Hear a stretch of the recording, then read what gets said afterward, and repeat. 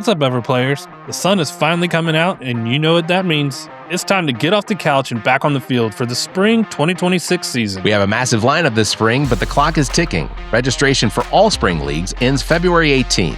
Let's break down your week, starting with Monday night. On Mondays, we're coming in hot with indoor volleyball at Tri-City, softball at TS Martin Park, turf soccer at Recreation Athletics, and pickleball at the KC Pickleball Complex. For Tuesdays, you can catch us playing Super Rec kickball at Spires, sand volleyball at Pollywogs, more indoor volleyball at Tri-City, or bowling at Lucky Strike in Casey. Midweek is huge. On Wednesdays, we've got kickball at Spires, hardball, softball at Pacific Park, cornhole at Jay's Corner, and soccer at B Avenue and Bray Park. On Thursdays, we keep it rolling with kickball at Spires and sand volleyball at Pollywogs. Then we wrap up the week on Sundays with softball at TS Martin Park. Now, if your early spring is already full, don't sweat it.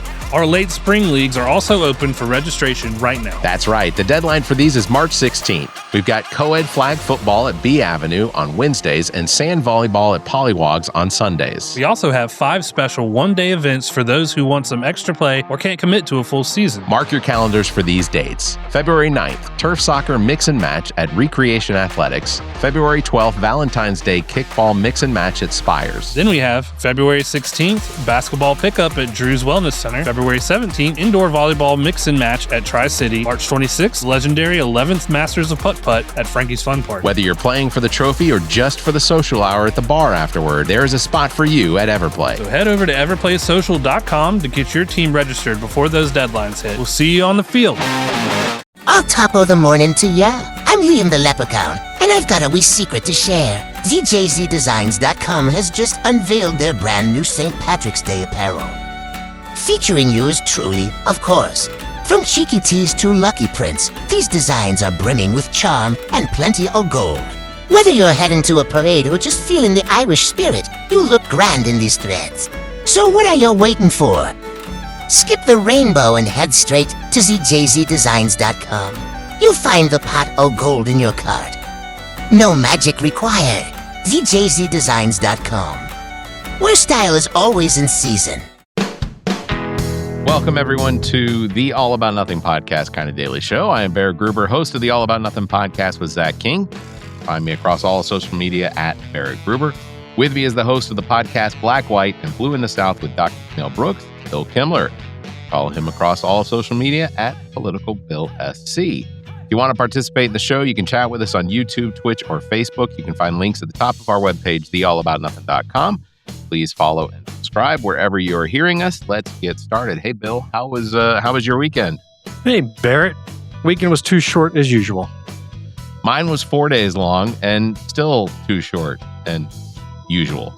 You didn't have to work today, President's Day, huh? Yeah, so we don't technically acknowledge President's Day. What we do is they do an employee appreciation day, which they call Duck Day Out, which is nice. They do it every year, the same day every year, and it works out to our benefit. We get the day off. Duck Day Out. Yeah. So the company I work for, Duck Creek Technologies, that's what we call it, as Duck Day Out. Are they U.S. based? They are U.S. based, although a lot of our resources are overseas, across the world. I mean, a lot in India. We have offices in Poland, the UK, Spain, Australia. You know what? That's the only ones I can think of right now. I'm sure. Well, Paris, I want to say hi to our Canadian neighbors and wish them a happy Family Day. Today is That's Happy what they Family celebrate. Day. Today is Family Day. Okay. That's a day where I would just get away from my family and wish them well. Happy Family Day. We're all happier if I'm not in the picture. Oh my God. All right. Well. And that's a wrap for this episode. It. That was done. We finished it up. Everyone, I hope you have a wonderful evening. We'll see you on I had Wednesday. a morbid thought on the way home from dinner, thinking about this show. And speaking of better off without me, I was thinking about when the inevitable happens with our current president. So, an eventuality, you say is any day now. I say it's 100 years from now, but let's say it's somewhere in between, right? Okay. How torn apart do you think this nation is going to become on that moment? I mean, I'm just reflecting back when Charlie Kirk was assassinated how that tore the country up, where anybody who said anything remotely bad about Charlie Kirk, even reproducing his own quotes, were attacked. People lost their jobs. Lawsuits were filed. I mean, it just got very nasty very quickly. And Charlie Kirk was like a pimple on the ass of the problem that we have with the president. I mean, they take that, magnify it by 100. So I just wonder what it's going to be like. You know, you ask a really good question, and with that, I'm going to step aside and let you answer it. I'll be right back. My fear is that there is going to be, because if you look at who Donald Trump's party is, the people that support him and that look at him as their leader, I think one of the big problems that we have is that Donald Trump's party is the party of conspiracy. And I think that one of the problems that we're going to have is that immediately we are going to wind up having an entire, millions, we're going to have millions and millions of people that are either going to believe that he's not really dead. They're going to believe that he was murdered. They're going to believe that anything that is fact isn't fact, that it's all false. So I think I just think we're going to devolve into utter chaos. I think so too. I think it's going to be a serious problem. It's Donald Trump passing at some point, because it's going to happen. I think that it's going to send. I think it's going to send people into just fits of euphoria and fits of rage. And then, who's going to... All I know is that if you are not properly somber enough, you will get crucified. Oh, yeah, for sure. Now, I'm not going to say condone celebrating in the streets and, shooting off fireworks. That's going to happen, though. And what will also happen is they'll take one video of a lunatic dancing in the streets in celebration and just say the entire Democratic Party, or the whole left, all of the left.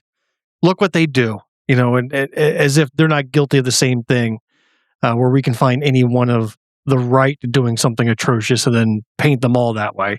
It just the way we have now been wired over the last 12 years with an administration that has broken all the norms and conventions of what the dignity of that office should be.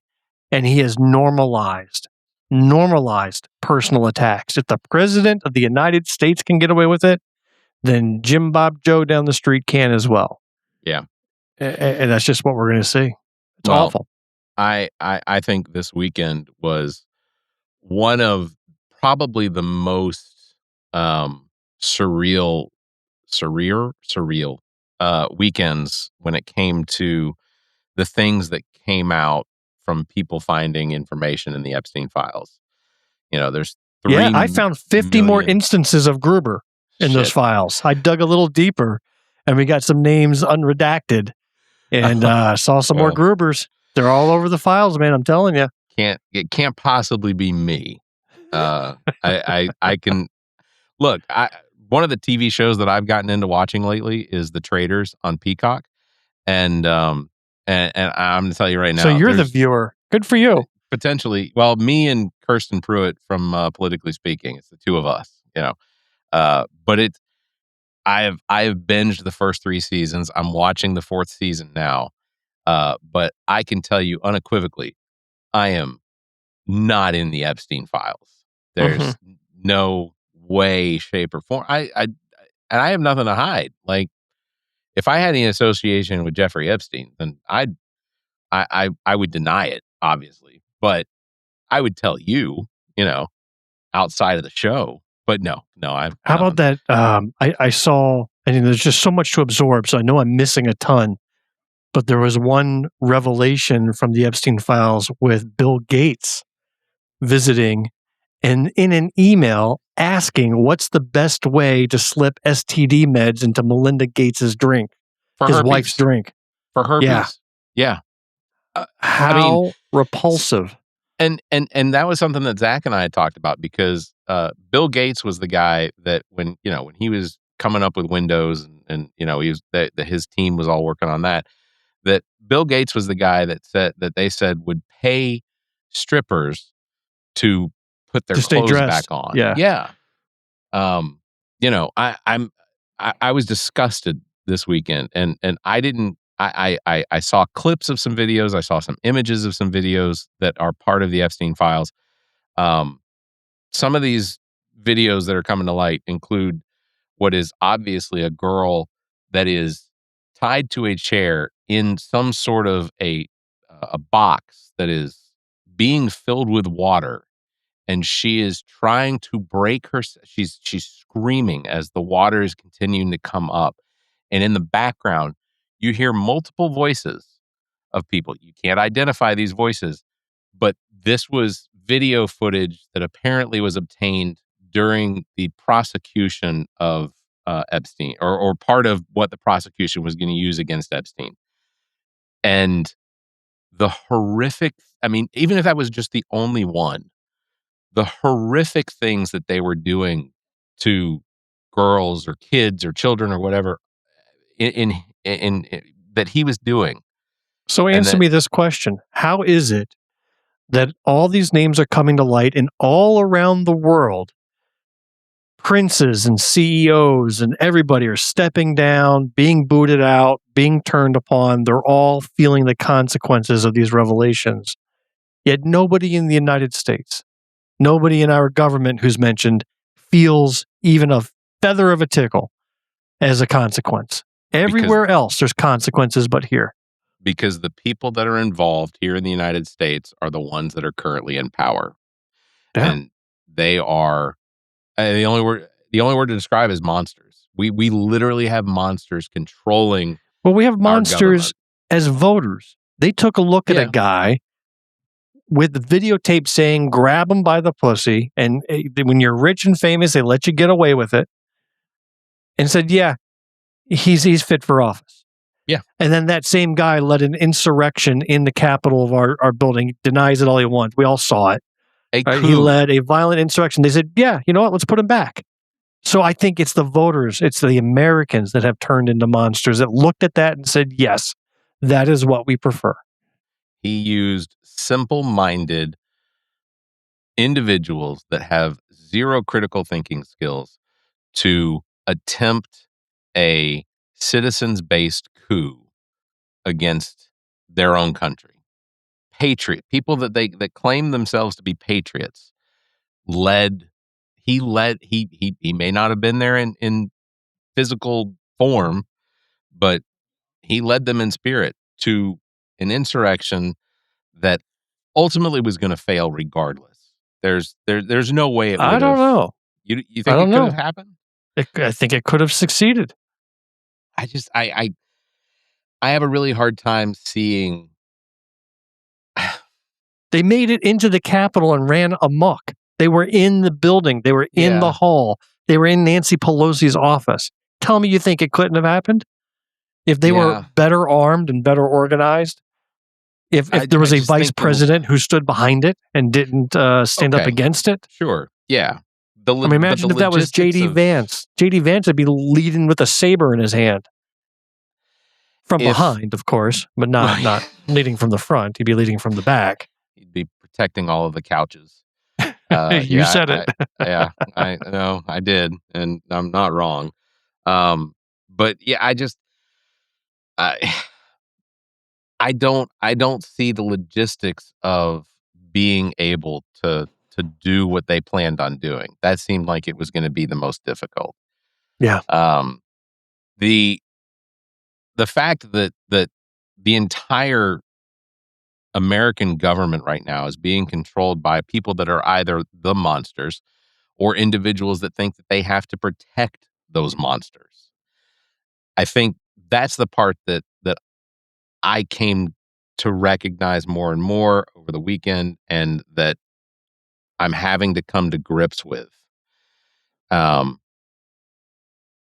just in shock of some of the evidence that the FBI and Homeland Security investigations and other organizations in the federal government during Trump's first term had started collecting and were collecting to mount a prosecution against Jeffrey Epstein. And where are those people now? Where are those people that started those investigations or were part of those investigations? Did they just fall in line? Are they no longer involved? Did they retire? Were they fired? It's extremely disturbing. Extremely disturbing. So what else is new? Take us to a cheerier place. Oh Lord, I wish you hadn't said that, because the other thing that was drastically impactful was the announcement today of the death of Robert Duvall. Oh, we're gonna get crying, Barrett. Tell me, Barrett. What did Bobby Duvall, Tom from The Godfather, what did he mean to you? Boo Radley. I don't think there was ever a Robert Duvall movie that I didn't watch and enjoy. And I would. What do you say to the fact that he was in the Epstein Files and he was named there? Did that not bother you? I didn't know that. I didn't see that one. Is he? He's not really. Did I burst your bubble? No, I know. I made that up. Yeah, okay, I have no idea. Thank God. That would have been heartbreaking. That would have been heartbreaking. Robert Duvall, honestly, if thinking back to the first movie that we ever watched when I was in grade school was To Kill a Mockingbird.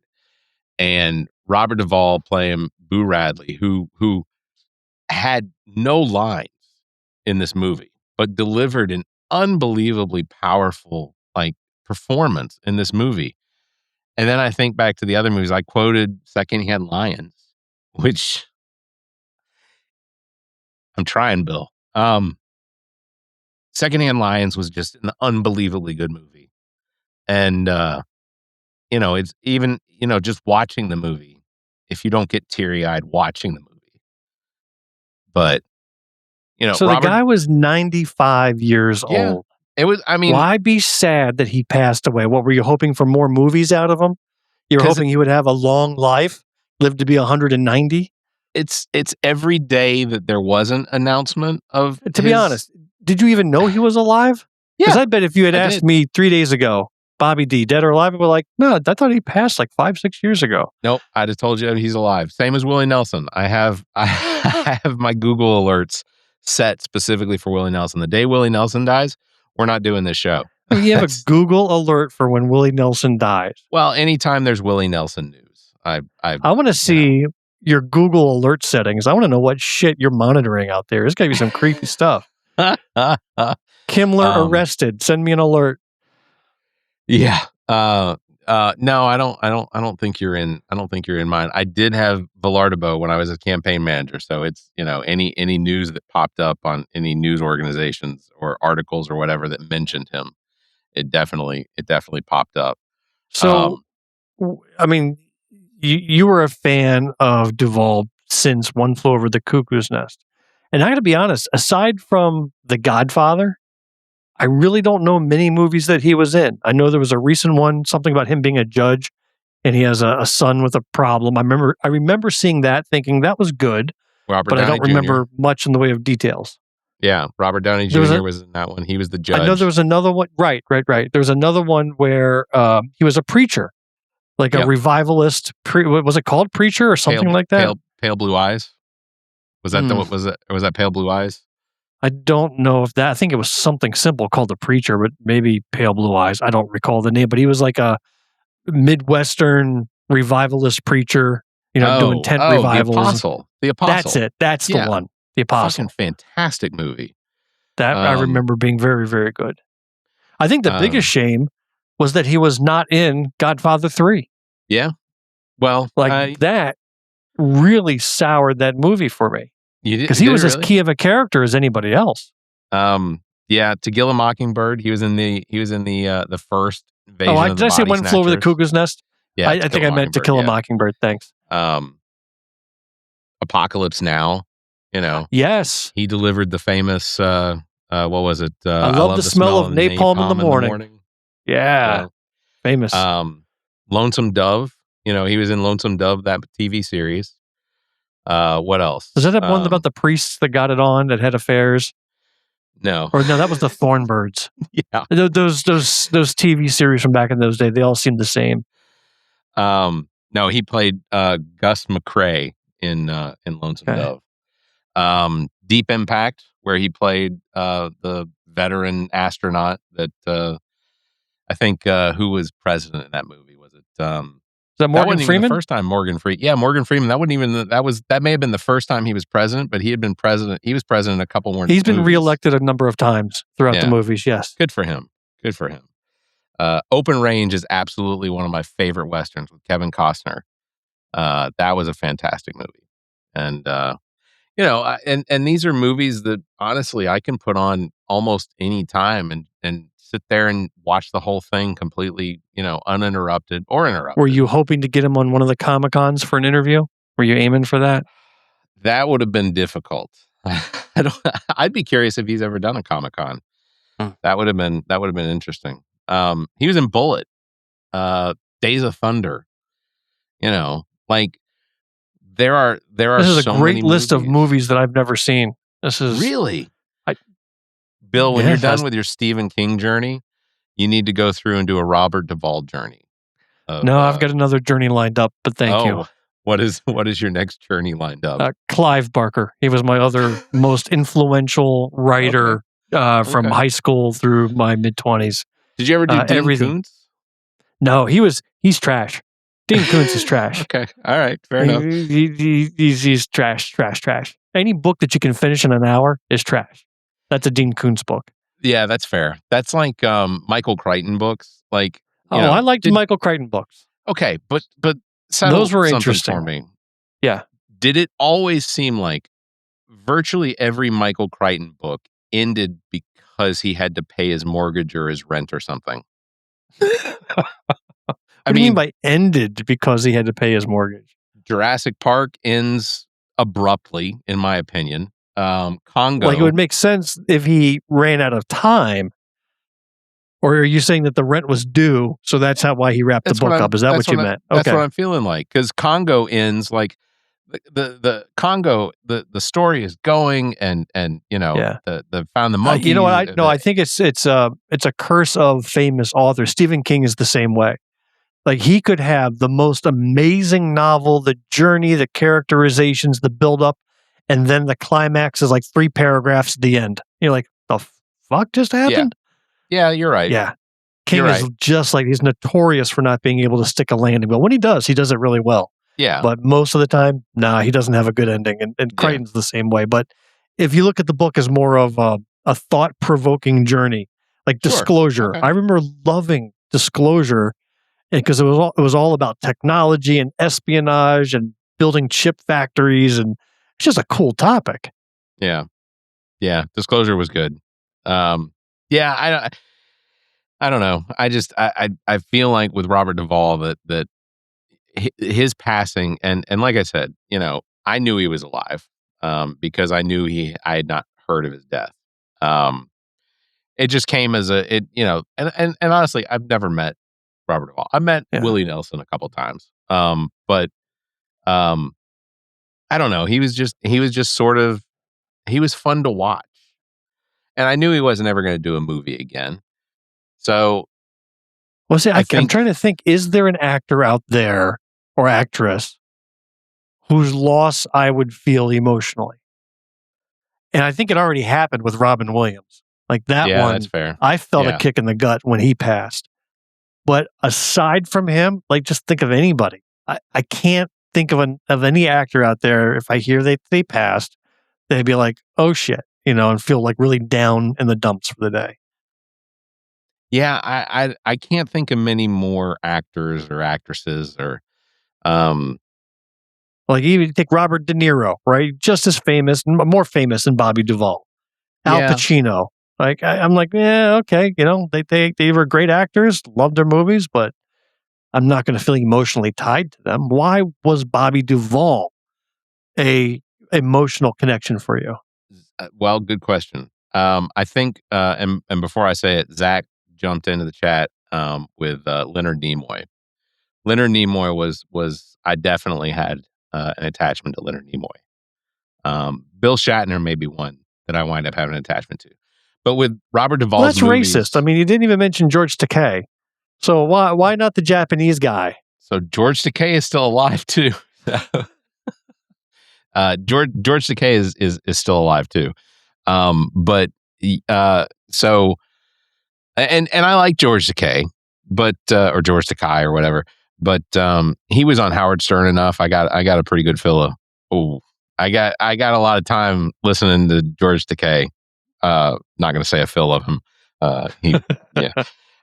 but yeah, Leonard Nimoy. I think. Yeah, but with Robert Duvall, I think it wasn't just, it was his style of acting. It was how he presented his characters that I think really had the biggest impact. But as well, the movies that he did just had, I don't know.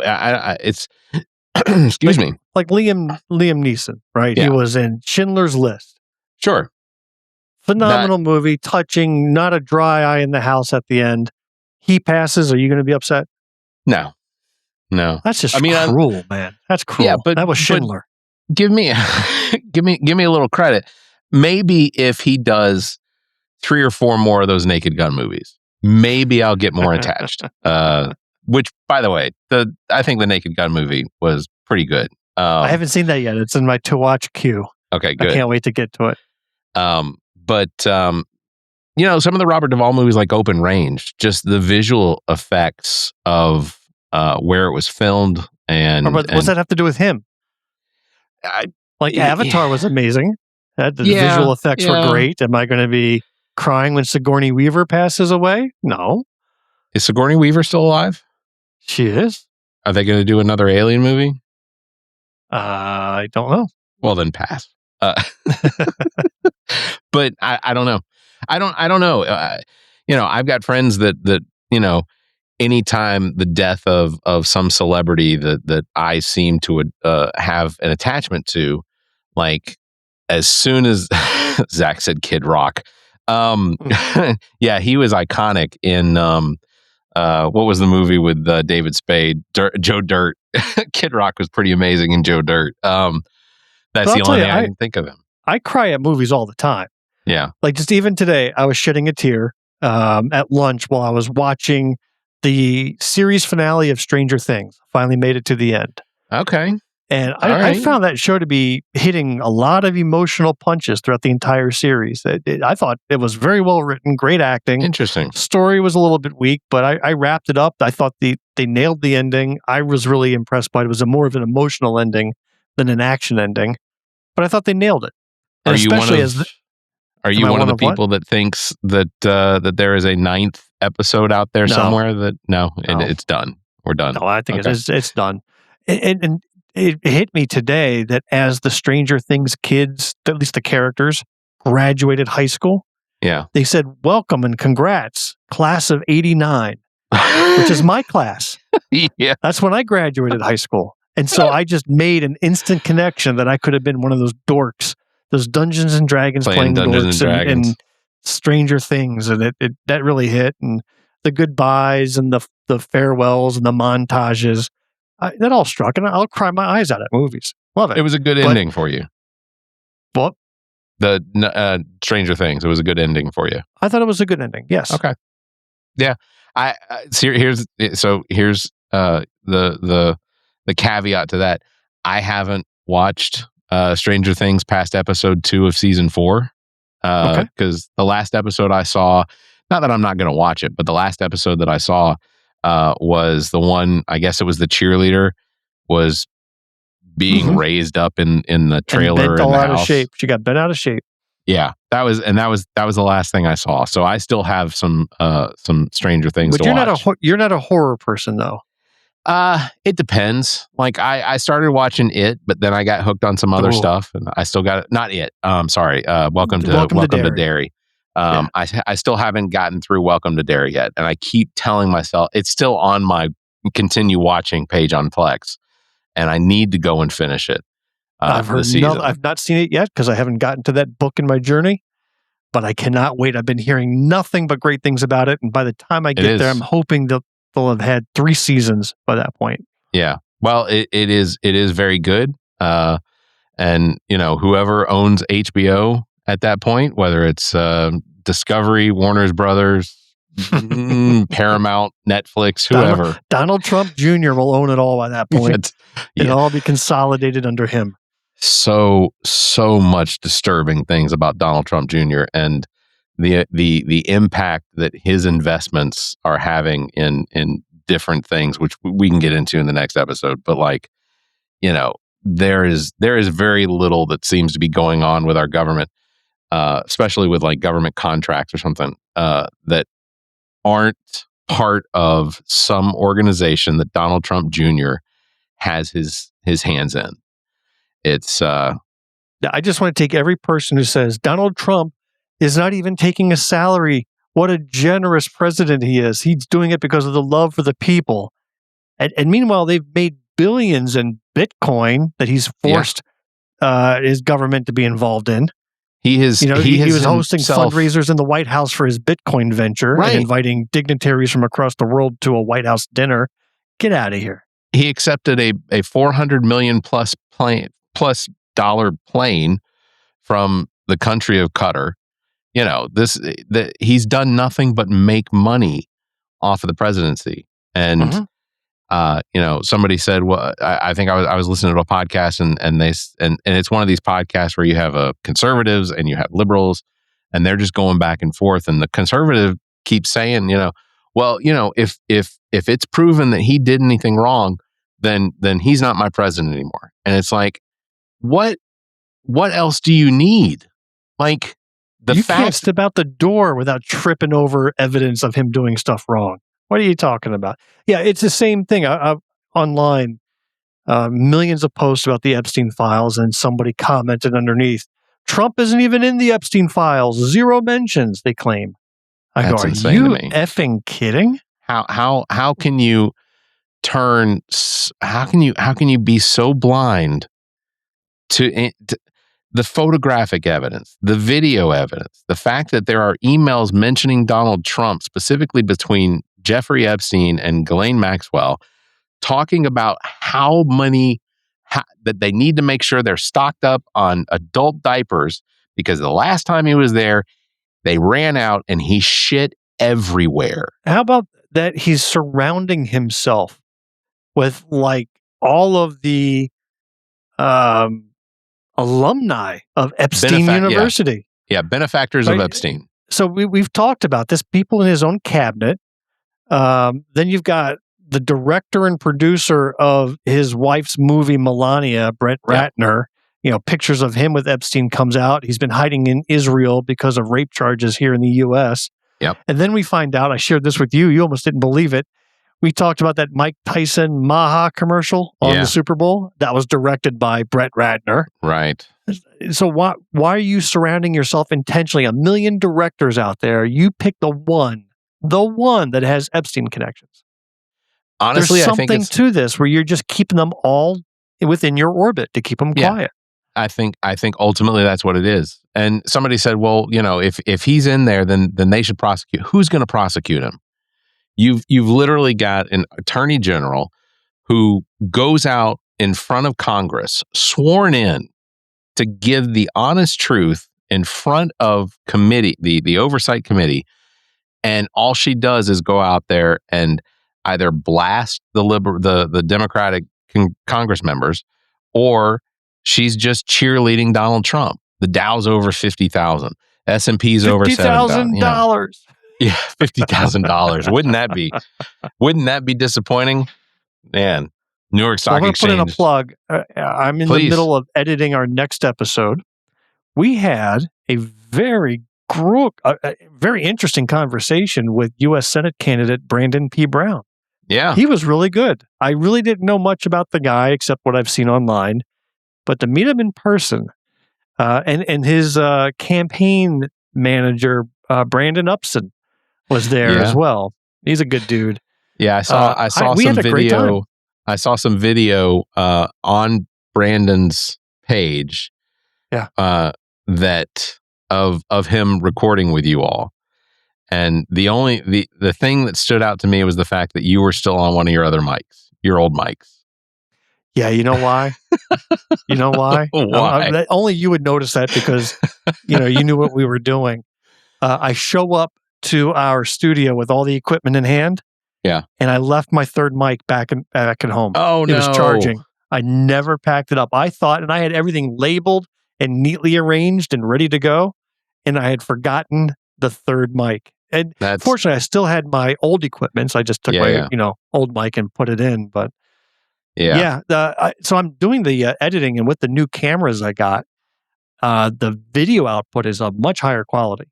I'm very, very happy with it. Yeah. A lot more professional than that one shot camera that we've been using all this time. Sure. Now we've got 3 cameras in play.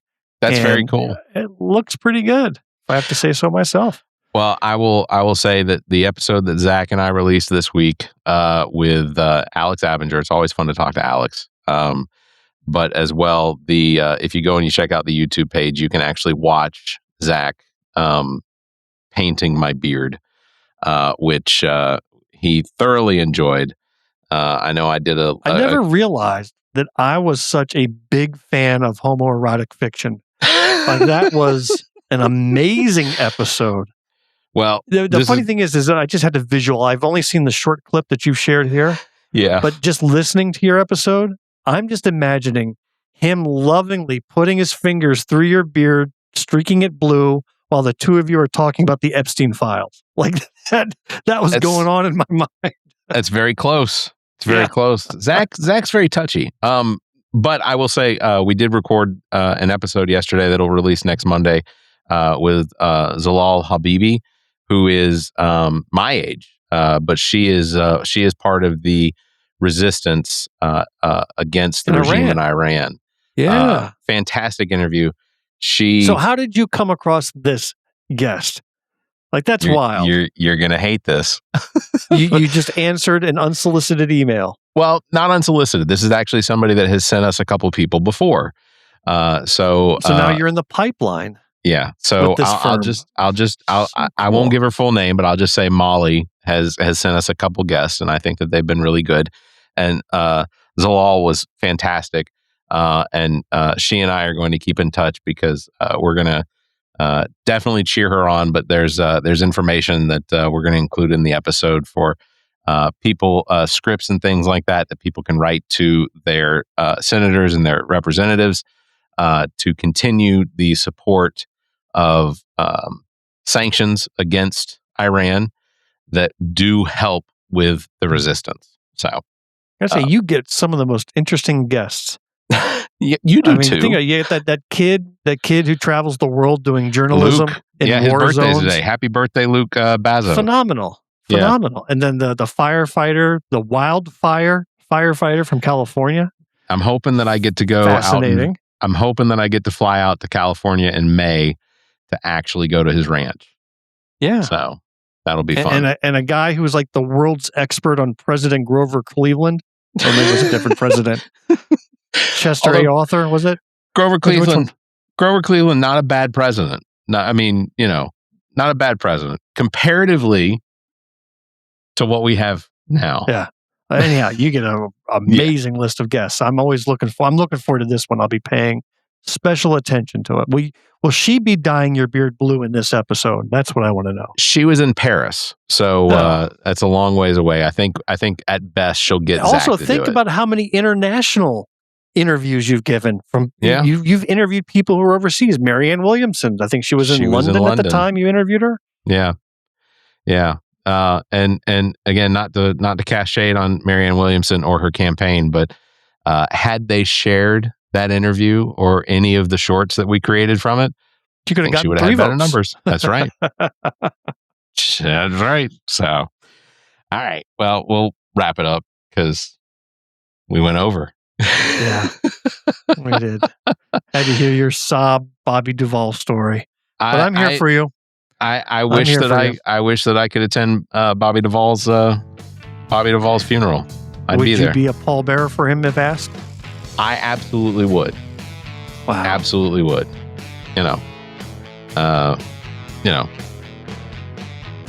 whatever's Let's out put it out there there. after this, then yeah, I'll do it. Whatever's out there after this, I hope Robbie Duvall's in the best place.